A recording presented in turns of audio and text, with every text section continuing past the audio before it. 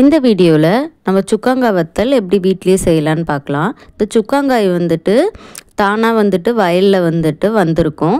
So அந்த season அப்போது நாங்கள் அந்த காயெல்லாம் வந்துட்டு பறிச்சிருப்போம். பறிச்சிட்டு நல்லா அலசிட்டு இதில் அந்த எல்லோ கலராக இருக்கிறதுலாம் வந்துட்டு சீடு, அதிலேருந்து நம்ம சுக்காங்காய் செடி வேணாலும் நம்ம உற்பத்தி பண்ணிக்கலாம். ஸோ நாங்கள் வந்துட்டு எப்போவும் உற்பத்தி பண்ண மாட்டோம். ஆல்ரெடி செடி வயலில் இருக்கிறத வந்து நாங்கள் பறிச்சிட்டு வந்துட்டு கழுவிட்டு நல்லா அரிஞ்சிடுவோம். நல்லா சின்ன சின்ன பீஸாக அரிஞ்சிட்டு உப்பு போட்டு காய வச்சுருவோம். நெக்ஸ்ட்டு நல்லா ஒன் டே காஞ்சிட்டோன்னே அப்புறமா தான் நாங்கள் மோரில் வந்துட்டு கலப்போம். மோரில் கலந்துட்டோம். இதே மாதிரி ரிப்பீட் பண்ணிக்கிட்டே இருக்கணும். மோரில் கலந்துட்டு ஒன் டே ஓவர் நைட் வந்துட்டு வைக்கணும். ஓவர் நைட் வச்சுட்டு மறுபடியும் வந்துட்டு இதை மாதிரி காய வச்சு எடுத்துக்கிட்டே இருக்கணும்.